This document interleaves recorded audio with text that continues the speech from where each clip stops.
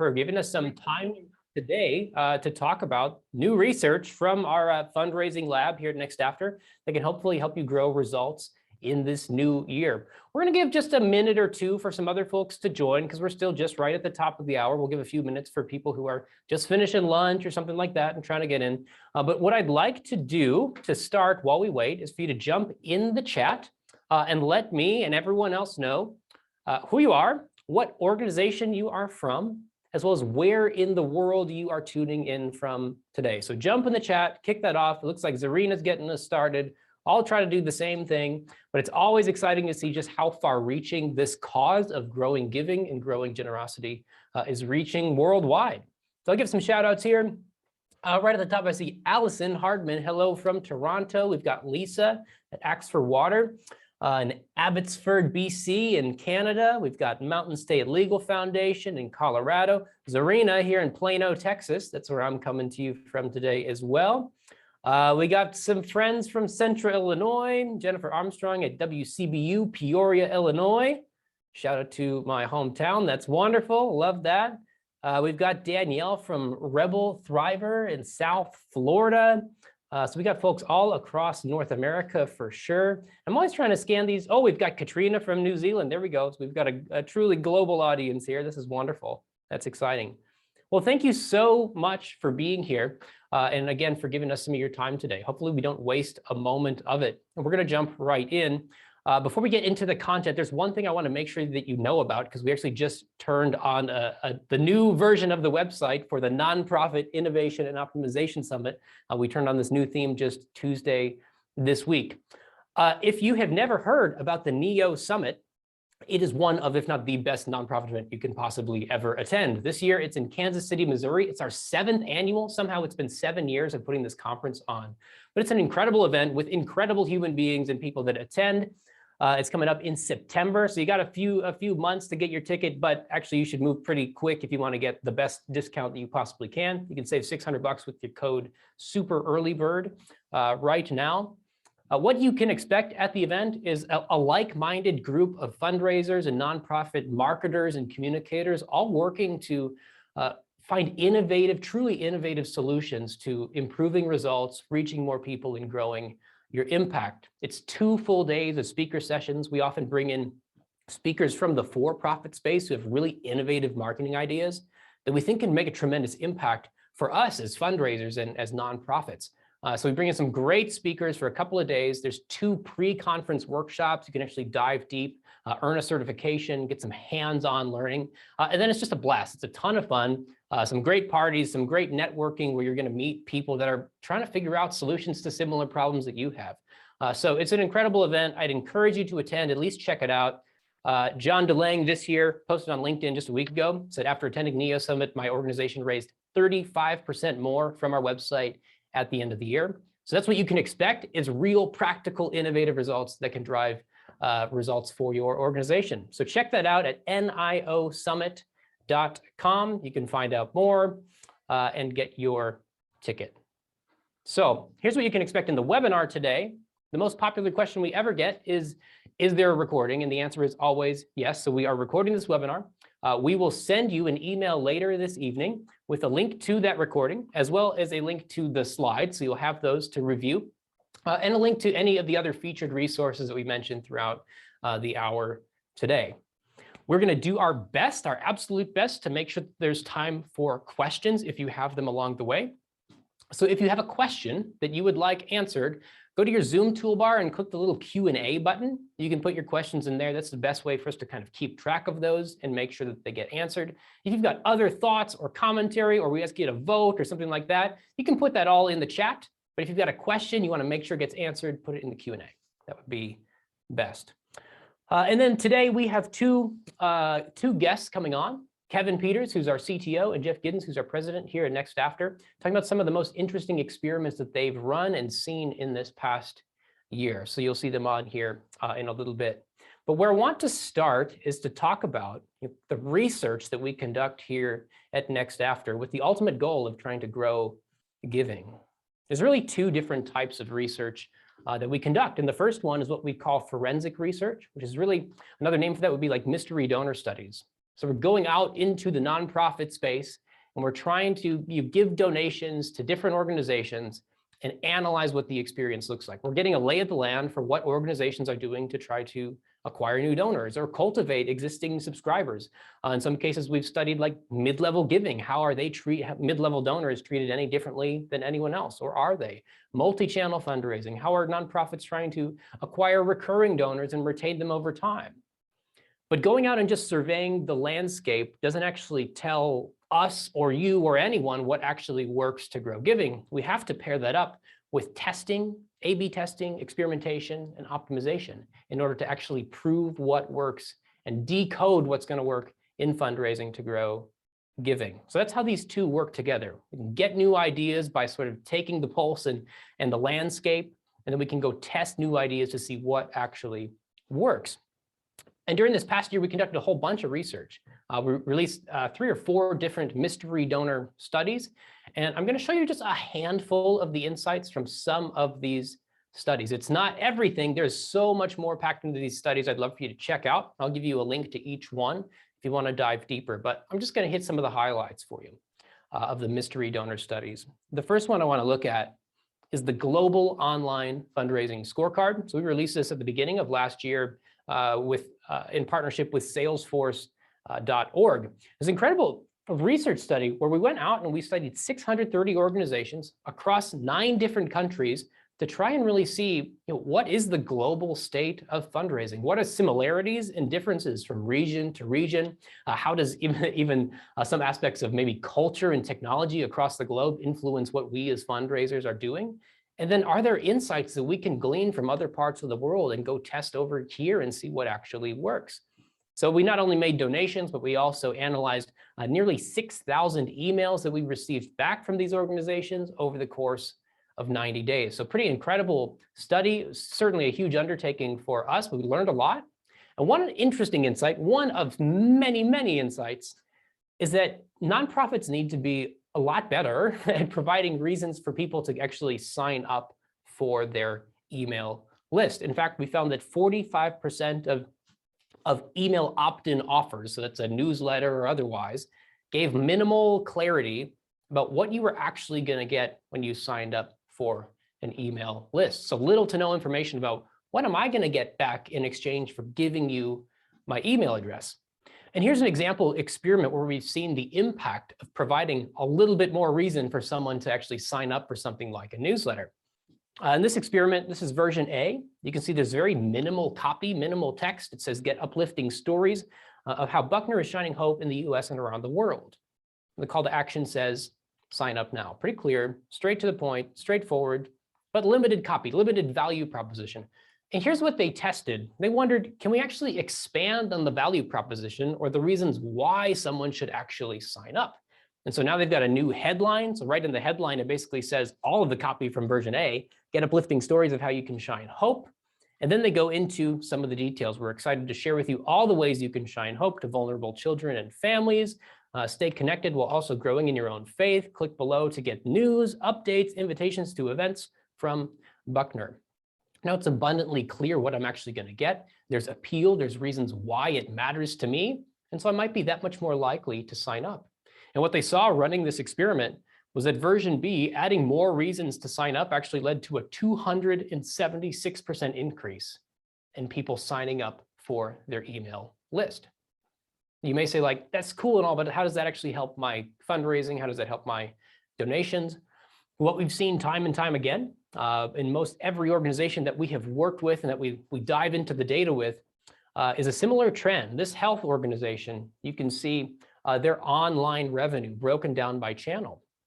And what you see is that email actually brings in 199% more revenue than the next closest channel. In this case, it's direct traffic. That's people just typing in your URL and going straight to your page. For this organization, a higher ed institute, email, same story, brings in 606% more revenue than the next closest channel, which is organic traffic. And then the same story is true here for a public policy organization. So different verticals, still in the nonprofit space, same story. Email brings in 117% more revenue than the next closest channel, which in this case is organic traffic. And so we often say here next after that the size and the quality, those two things are both important. The size and the quality of your email file is the #1 indicator of your ability to raise more money online. So that's why actually getting more people to sign up in the first place is critical and really important. Because if you can grow both the size and the quality of your email list, you're going to have that much more of an ability to grow giving overall. As you're cultivating subscribers, a larger volume of people to actually send appeals to and start to move into a donor relationship.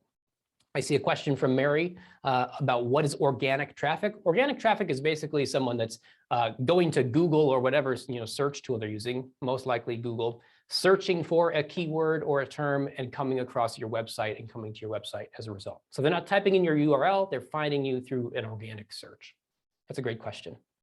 If you want to dive deeper and see what else we learned in this study, because again, there is so much more, you can find everything that we learned across the globe, as well as broken down by region, do some comparing and contrasting, find some new ideas. You can get your full copy of that scorecard at globalonlinefundraising.com, or you can pull out your phone, scan the QR code, and grab it there. And we can send this link out later as well.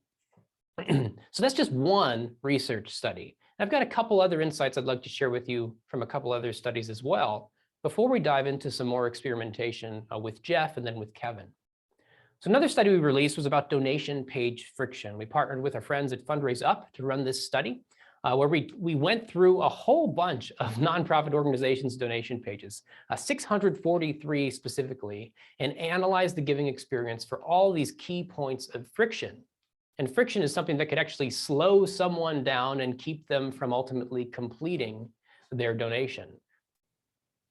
And what we found, at least one of the findings of many, is that there are too many distractions in the online giving process across the board. In fact, 6 out of 10 organizations had some sort of navigation or menu bar at the top of their donation page after you've already landed on the donation page. And even some of them have a donate button in the top, even though I've already clicked and said, I'm interested in giving. And now there's still a menu at the top that's distracting them and leading them to some other call to action. That's an element of friction in the process. Yet 60% of organizations still have something like this on their page. Here's an example. This organization is at the very top. You can see the navigation. They've got 4 or 5 other things going on up here. Even though you've already landed on the donation page, they're basically asking you to go do something else. And so in version B, they just removed the main navigation. And it's not perfect. You can see at the top, there's still like some social media icons and things like that.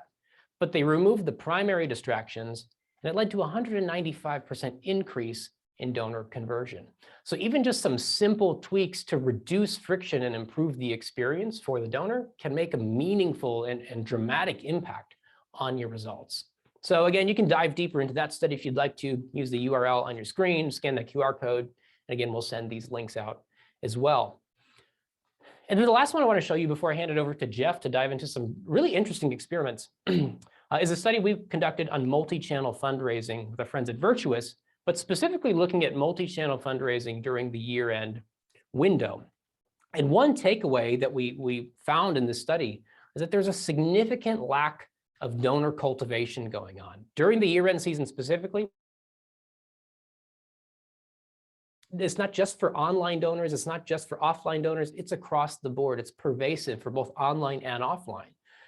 What we found was that during the year-end window, which is basically November 15th through the end of the year, 45-day period, 2 out of 5 organizations sent no cultivation at all to their active online donors. So they didn't send online donors anything via email to cultivate the relationship. All they sent was solicitations, if anything.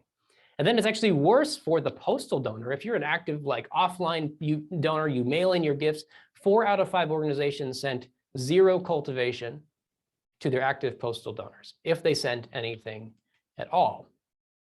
So that's not good. There's a lot of organizations opting out of cultivating the relationship with their donor, which represents a whole lot of opportunity.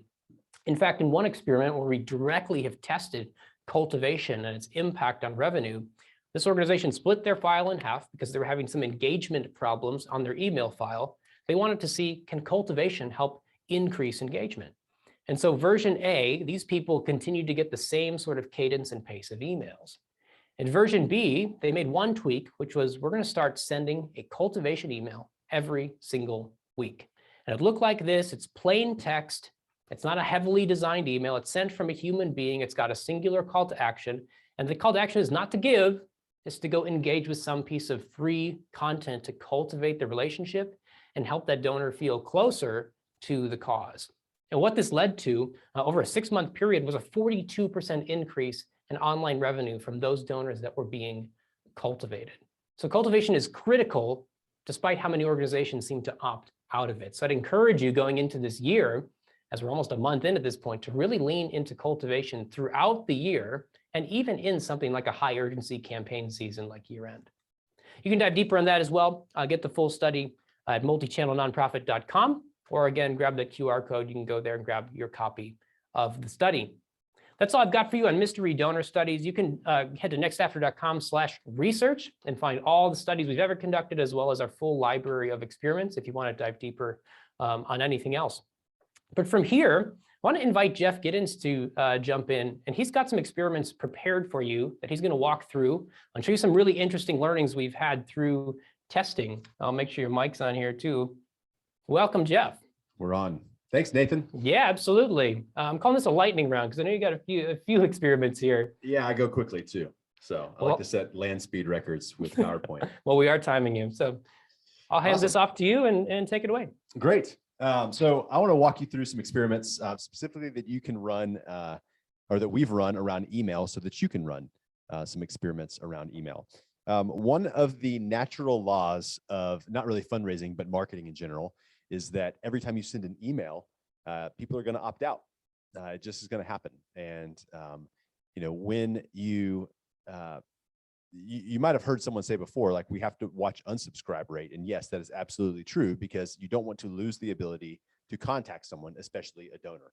The question is, though, if you were optimizing for never having unsubscribes, then you would never actually send an email. So how do we reduce unsubscribe rate? We were working with an organization called CaringBridge in December, running a year-end campaign. And so I'll show you what we did testing something. So everyone knows at the very bottom of an email, there's an option. Sometimes it says manage email preferences, or it says, one-click unsubscribe. And the concept was this. We had our standard email that had the unsubscribe link at the bottom. And then we also had this other email. We added a line. I call this an unsubscribe interrupter, right? And if you see here at the very bottom of this email, it says, if you're not able to give this holiday season, would you click here so I know not to send you any more emails this month? And what CaringBridge did was they made a list of people who clicked this specific link in this email and then opted them out for the rest of the holiday appeal. And what we saw when we tested this was a 14% reduction in the number of unsubscribes.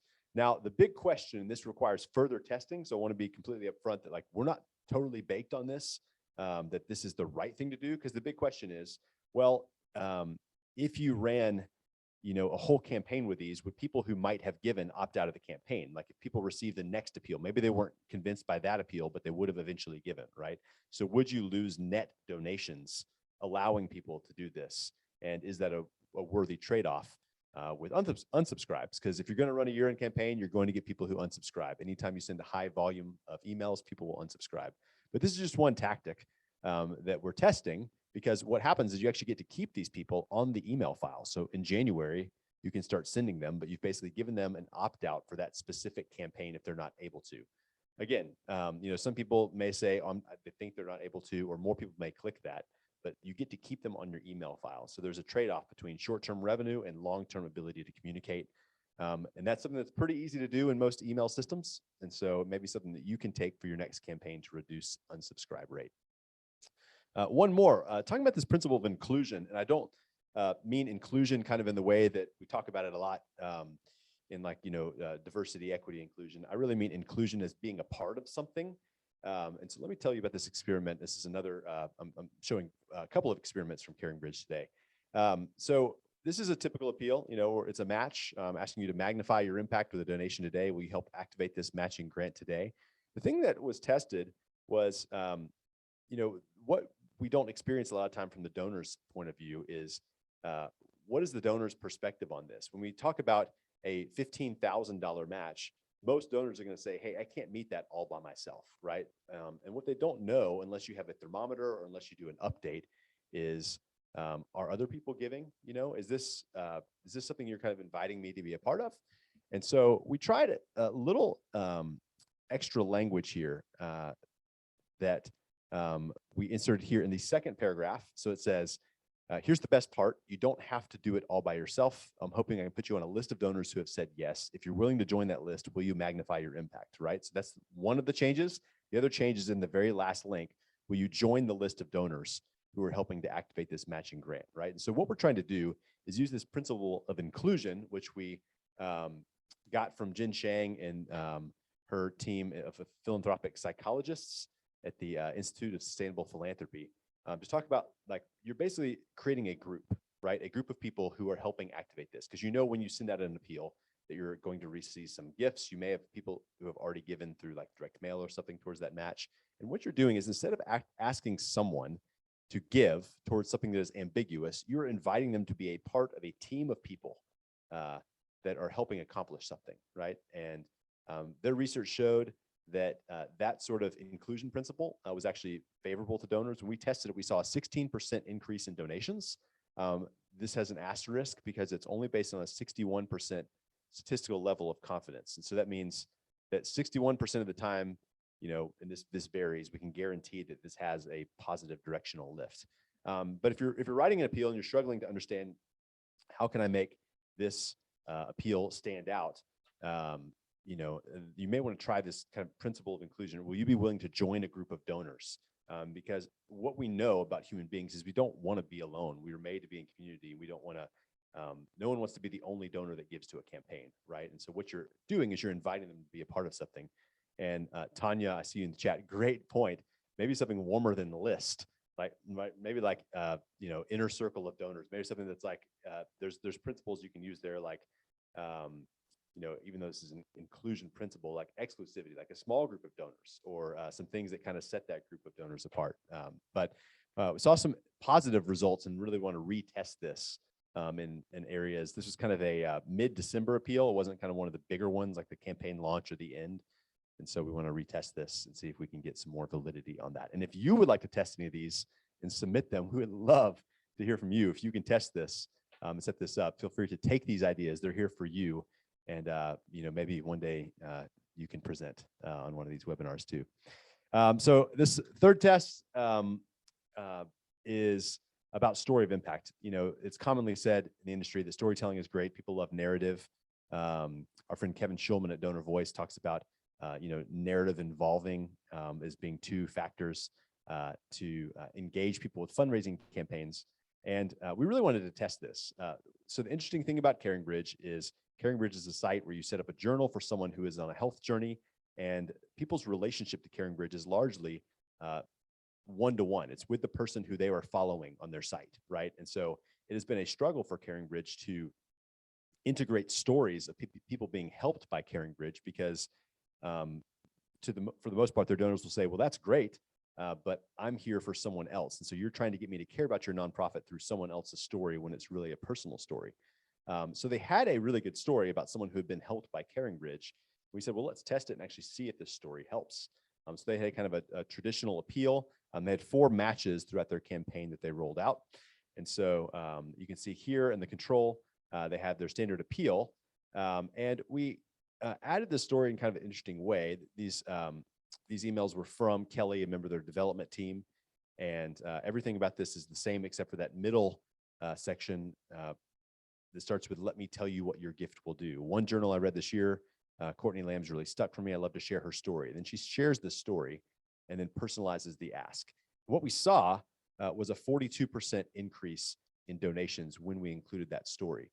And that was interesting because first off, historically, their stories had just been about telling the story. And so it would start off with, let me tell you a story, right?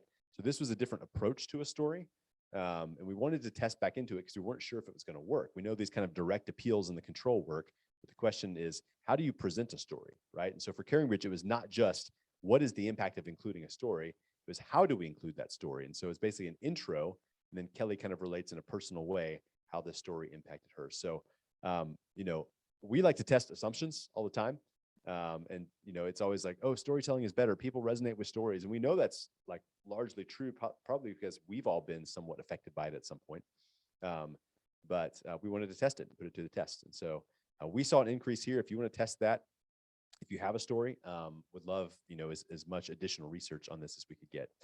Final one, talk about autonomy. It's a very interesting, probably one of the things I'm most fascinated with, because we ask a lot of donors. We use the word ask or appeal, right? And I think that sometimes we can be too maybe organizational centric in that, or we maintain the authority and we don't actually put the authority in the donor's hands to like give us that money. So let me show you what this looks like in practice. So this is Giving Tuesday, and they had this appeal. Their board of directors is making a matching gift, right? And so if you will make a gift today, our board of directors has offered to match your gift dollar for dollar, is what the sentence says. And the challenge in this is it kind of sets all the power is with the board of directors, right? So if you give, the board of directors are going to match it. And it kind of sets the board of directors in some way up to be like the heroes of the story, when really the match is being activated by the donor. And so there's a couple key tweaks that we made to this email to test. And they're so slight that this experiment didn't actually validate like the second one that we saw, but they're worthy of future testing because it's kind of interesting. So you see here, instead of if you will make a gift today, we say if you'd consider giving today, right? And so instead of asking them to make a gift, we're asking them to consider making a gift, which this concept of autonomy, what we're doing is we're giving the donor power, right? In this sort of transactional conversation that we're having, we're saying, hey, would you consider making a gift? Not give today or donate now, or if you'll make a gift, presuming that they're ready, we're just asking them to think about it. So it's kind of taking a step back. And then if you look at the second link and the third link, there's a key little shift here. Please give now. So that's a command, and our board will match your gift, right? And then the final one says, click the link to donate today and give. Those are both commands towards the $100,000 match. And the tiny little change that's made here, it says, please give now to allow our board to match your first gift, right? And so what it's doing is it's allowing the donor power they basically get to release their funds, and they are in control of the board matching the gift, right? Click the link to donate today and allow our board of directors to match your first gift. When we tested this, we saw a 10% lift in donations, again, around 60% statistical level of confidence. My hypothesis on this is that it wasn't radical enough to make a difference between the two. We actually need to lean more into this concept to understand it. But I don't know if there's anyone on here who would turn down a 10% lift in donations. And so, I wanted to make sure everyone saw that, because this concept of autonomy, of giving the donor power in the transaction, is, I think, something that we mean to do all the time, but it's just hard as the marketer and as the organization to not just make commands like donate today, give now. What we're doing is we're asking you to consider donating, and your donation will allow our board to match it. So it actually sets the donor up as the hero. Any questions about those experiments? Yeah, thank you so much, Jeff. Let's pull up the old Q&A and see what we got going on. Well, looks like lots of commentary in the chat. That's wonderful. But let's see, we've got a few questions in here. Let's jump to, let's see, which ones? Like, there's one from Peter. How do you protect from donor fatigue? I assume looking at the series of emails coming all from CaringBridge. Yeah. How do you protect against that, Yeah, especially more during emails than some folks are used to sending, right? Absolutely. I think there are several ways to measure this, but I think the first thing we have to consider in terms of fatigue is that our email calendar looks a lot different than the emails people actually receive. And we see this a lot with organizations who say, like, I'm sending 2 emails this month. I don't want to send any more. And the truth is, there are a variety of numbers out there if you look, but most people receive north of 75 emails per day. Right. And we don't know if the people are the type that keep like 100,000 in their inbox unread. And so you just have to get there. But the truth is, like, a good subject or a good open rate, and open rate is not the most reliable metric, less and less, but a good open rate is somewhere between 20 and 30%.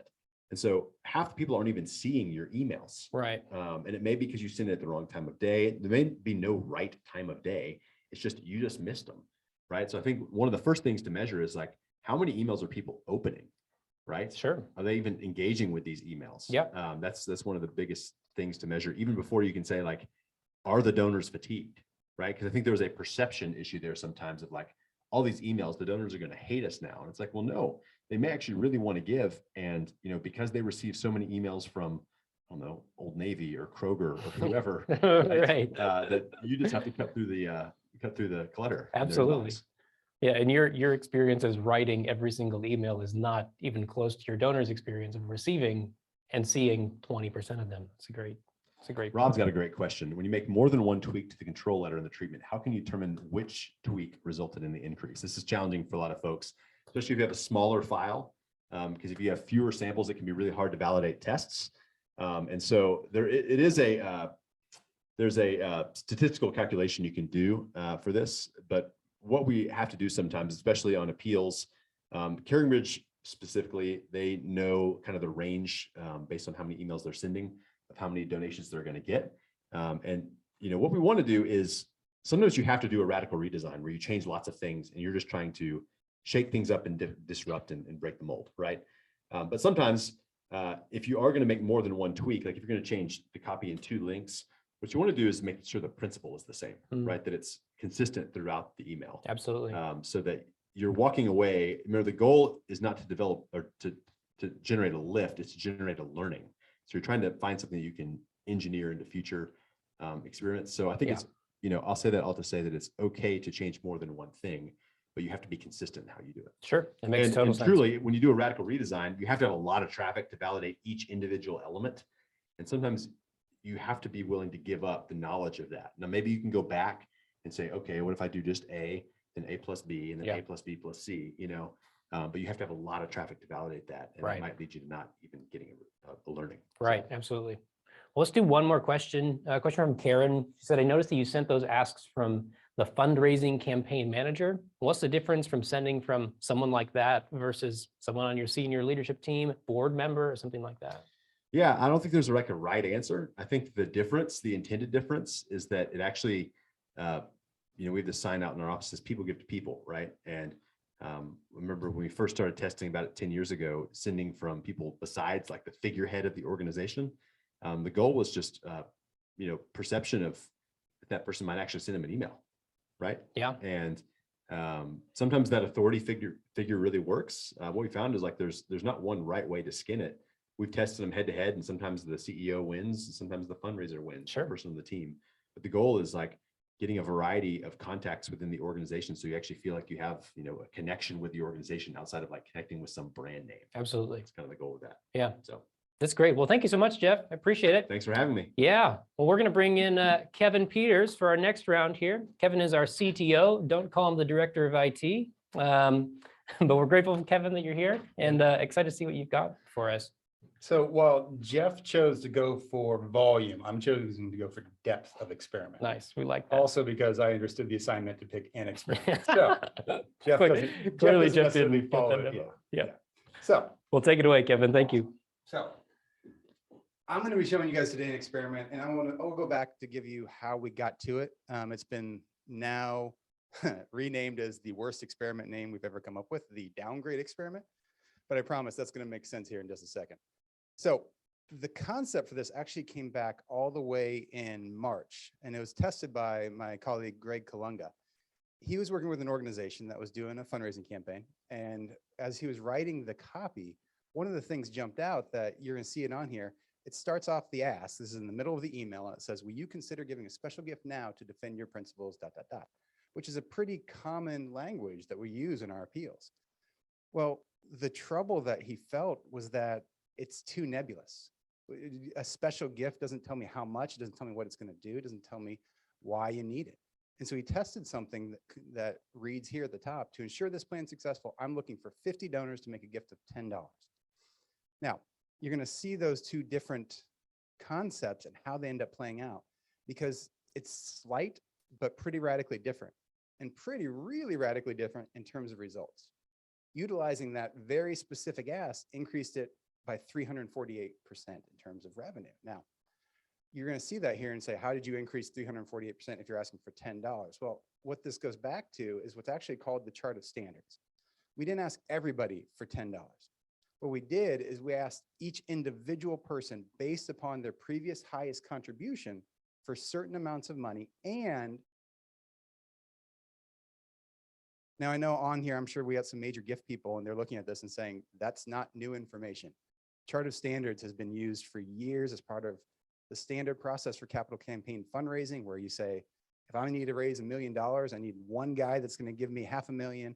I need 3 people to give me 100,000. And then you break it down, you make your goal achievable. And then another key aspect of the chart of standards is, especially the people at the top, you tell them, I need one person to give me $1 million, and that's you. And I need you to do this for me now. Because it gives them a big vision for where we're going, but then tells them their place in it. And so with this chart of standards, we were able to break it down. And so that if somebody's previous largest gift was between $1 and $19, they were asked for $15 and then for 50 people. If their highest previous contribution was between 60 to 100, they were asked for 75, like right in the middle. And then they were saying there's 25 people. The end results of that previous experiment you saw from Greg was that the biggest motivator, yes, there was lifts at these lower levels, the sub 100, but when they asked for, we need 5 people to give $1,000, they had 2 people call and say, can I just give 5,000 and have it meet the goal for you?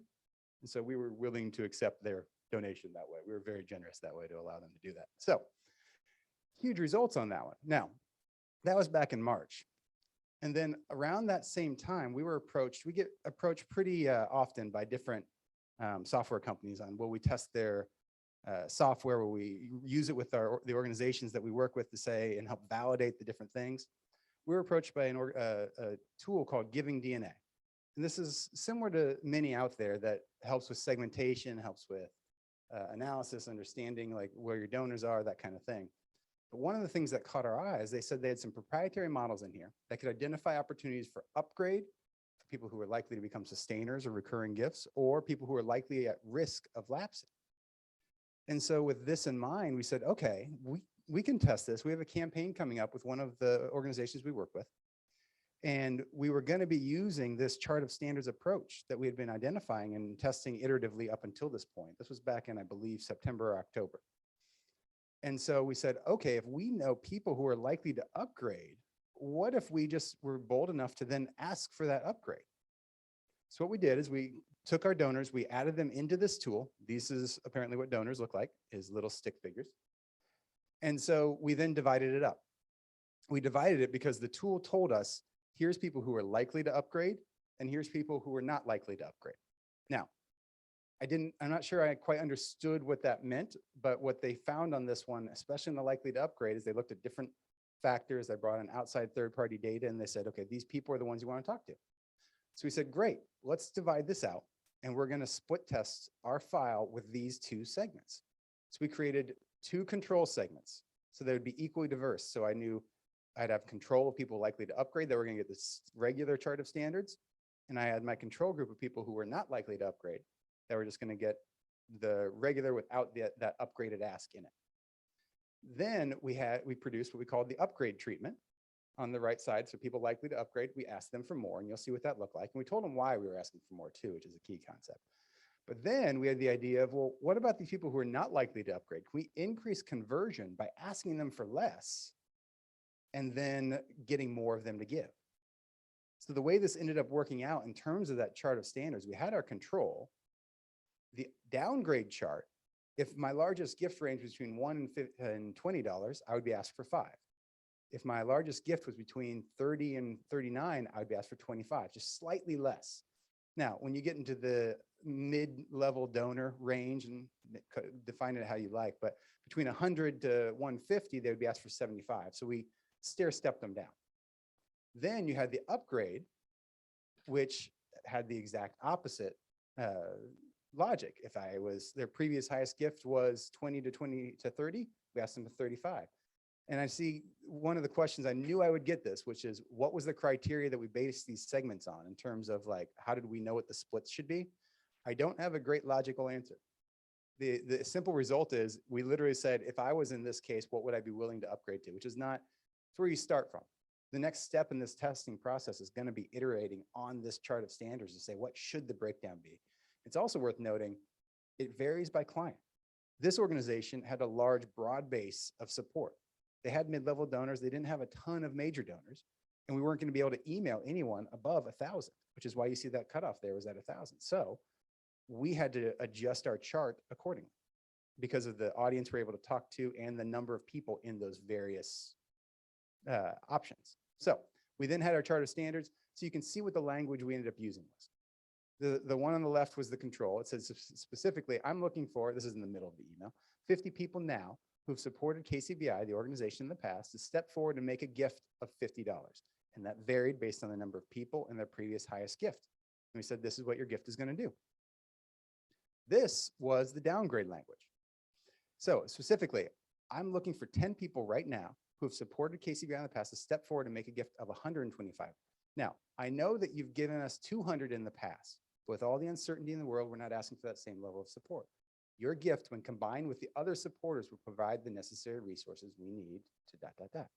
You can kind of see the language. We justified asking them for less. The end result on this one, or actually, let me jump to the upgrade. The upgrade said, I'm looking for, and again, the number of people, the amount varied based on their previous highest gift. But I'm looking for 5 people who supported KCI in the past, step forward, make a gift of 300. I know that this is more than you've given in the past, but your generous gift, we provide the resources, ... So with these in mind, we then did the test and we validated these 2 distinct segments separately. We had the standard language versus the upgrade language. The end result on this one, 8% decrease in revenue. Now, the key on this one was that it was at 60% statistical level of confidence. As Jeff mentioned, that basically meant we didn't validate anything. We certainly didn't increase revenue. And even that decrease, if I ran the same test tomorrow, I'd probably see a different result. However, on the standard language for the downgrade, that language versus the other, we saw a 31% increase in revenue. Now, here's the thing. Again, we didn't reach the 95% level of confidence we look for. We reached 88. With 88, I would consider that approaching validity, but we ran out of time. We ran out of the emails we could send. So with that in mind, the good news came about that this was at the end of October. We had another opportunity very close down the line of Giving Tuesday. And one of the things I love about working at Next After is the organizations we work with are always up for testing some of our more radical concepts. It was fun to get on the phone with, we ended up with 5 different organizations and say, I want to ask your donors for less money. And I think we're going to make more. The amount of really and strange looks I got was pretty outstanding. So we found 5 organizations that we were going to run this with. We needed a big enough email file. We were going to run it on Giving Tuesday for the length of the campaign. Now, with a lot of these organizations, we start the campaign like 2 or 3 days before with like a warm up soft ask. We'll do 2 emails on that date. So we were going to maintain this split throughout the whole thing. I will point out there's one in the mystery client that they just asked that we not use their name in it, but we were able to use their some of the results so we can show you the end result of it. So KCBI opted back in. This time we were able to add in the mid-level donors along with that. And so you can see here, the one on the left is the standard language, and then the one on the right is the downgrade. It's nuanced, it's similar to what we did, but I'd like you to consider being one of the blank number of donors who have supported KCBI in the past to make a gift amount of this amount. And so we tested the amount of the standard gift. And we said, first name, your gift will ensure that we can remain on the air, ... Then you see the downgrade. Again, similar to what we did before, because we wanted to try to keep the control in a way that unified it across all these different treatments. You've given this amount in the past. With all the uncertainty, we're not asking for that same level of support. Instead, your gift of this, when combined with this many other supporters, will provide the resources we need right now. And so we reiterated that and kept going on it. The end result, when we did this and ran it again, was 194% increase in overall revenue. Now, huge bumps compared to that 30% we saw before, but one of the key reasons behind that is we were able to add in our mid-level donors. Because that 193 came 2 different ways. One, we increased conversion rate by 49% for that segment. And 2, we nearly doubled their average gift. When we dug in, the reason we doubled and increased average gift while asking for less is that the group that saw the biggest bump was the mid-level group. And I'm gonna use mid-level in quotes, between 250 to 500. Saw a pretty significant increase in overall revenue because of that change.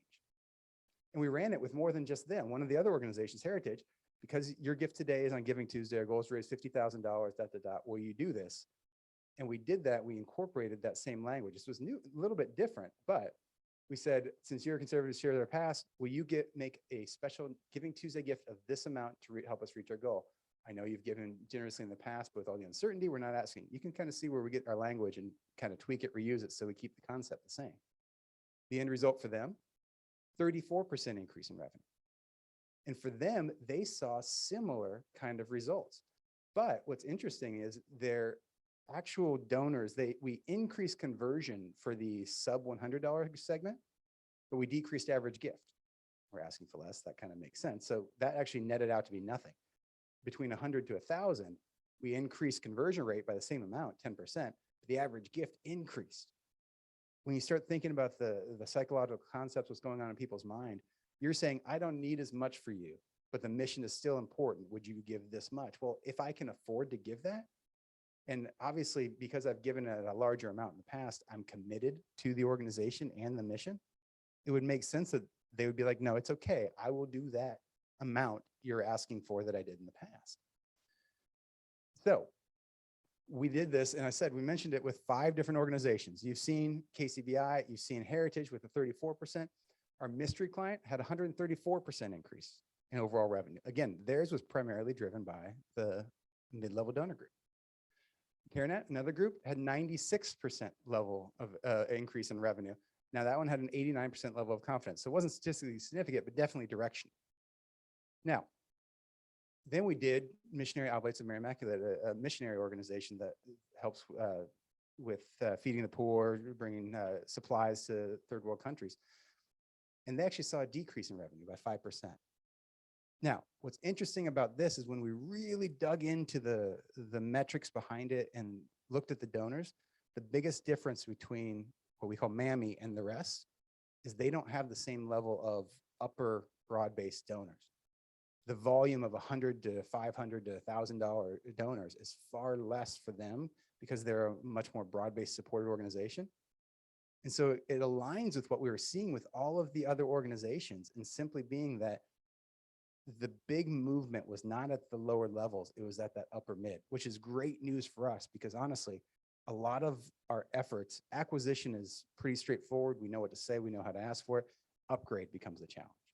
And this test and this language illustrated a concept that allows us to upgrade donors at a pretty decent clip in terms of both their giving and reactivation rates.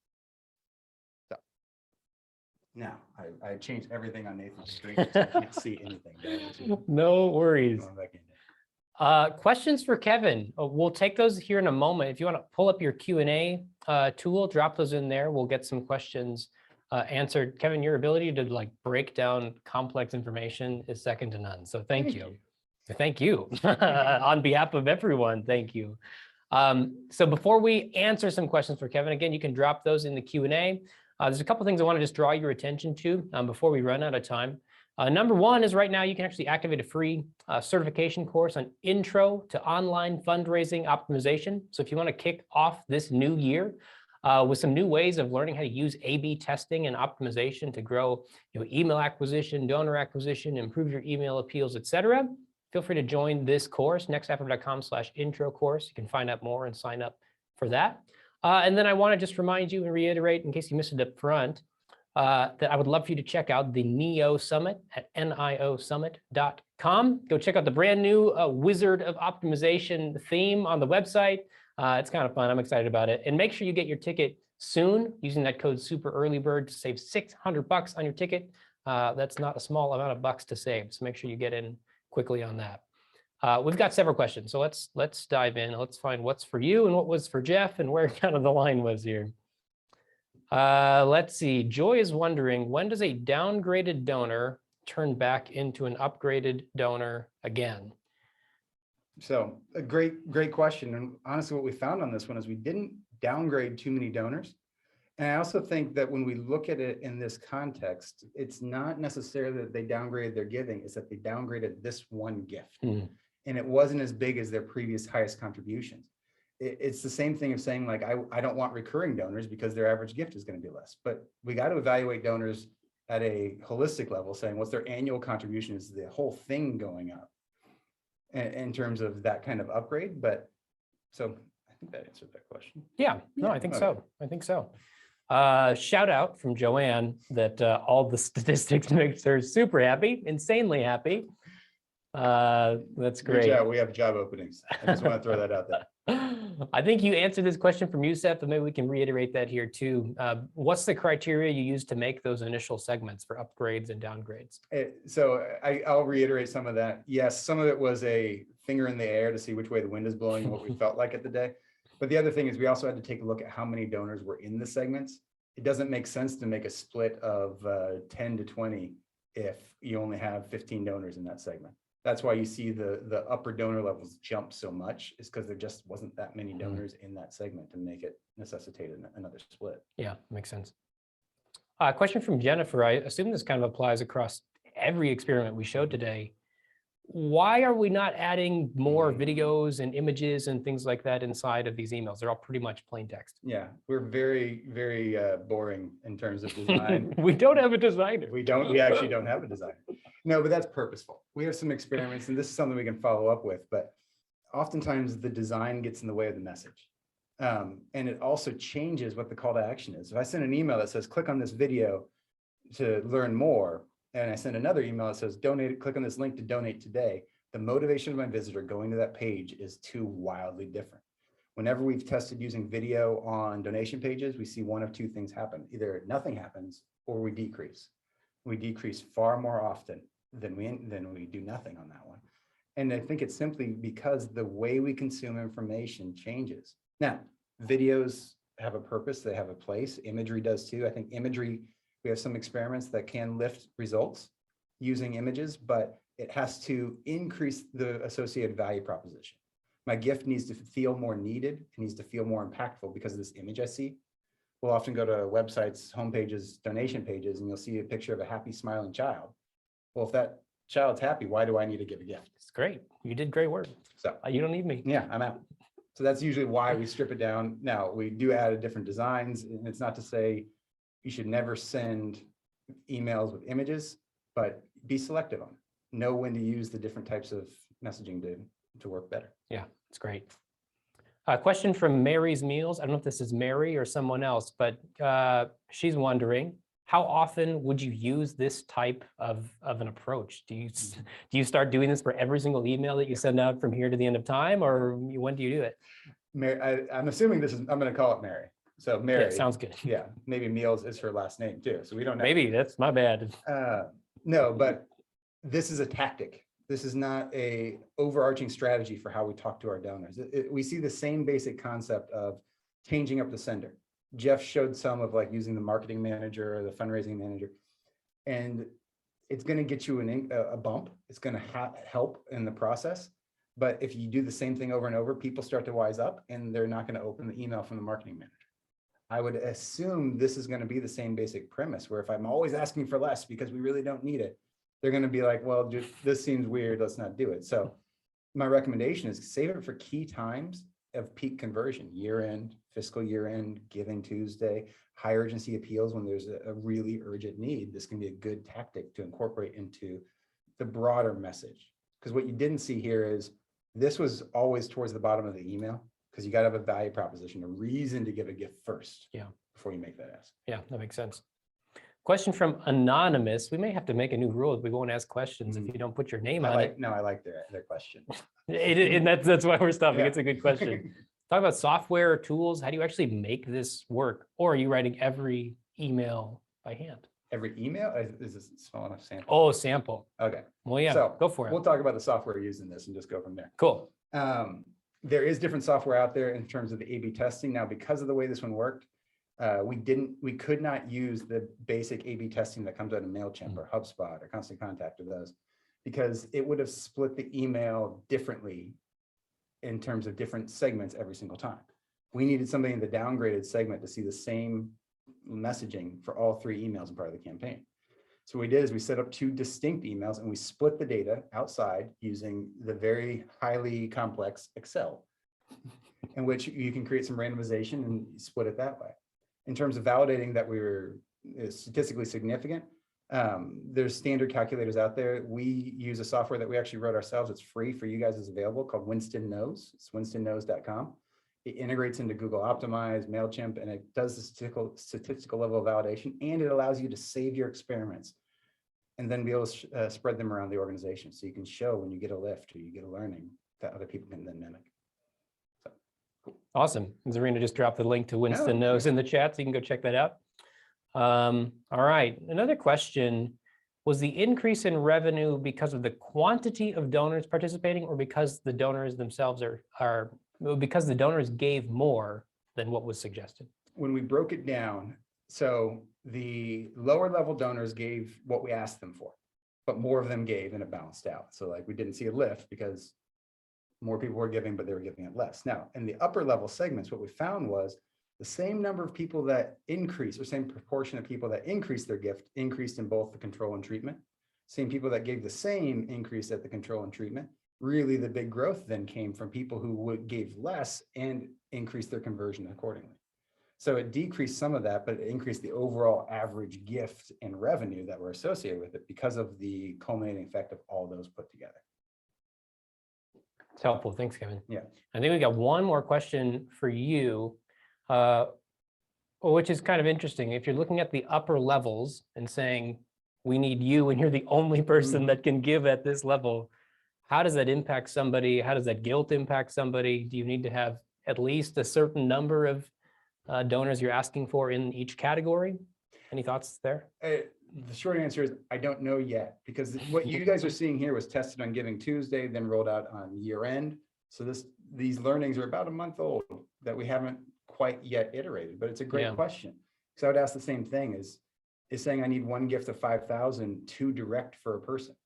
And if I'm asking for 5,000, why wouldn't they call me and ask me for that one thing? So short answer is we need to test it further. I do think there's certain logic to it, but it's also going to be real hard to validate when we're dealing with less than 100 people getting asked for a higher gift amount. Yeah.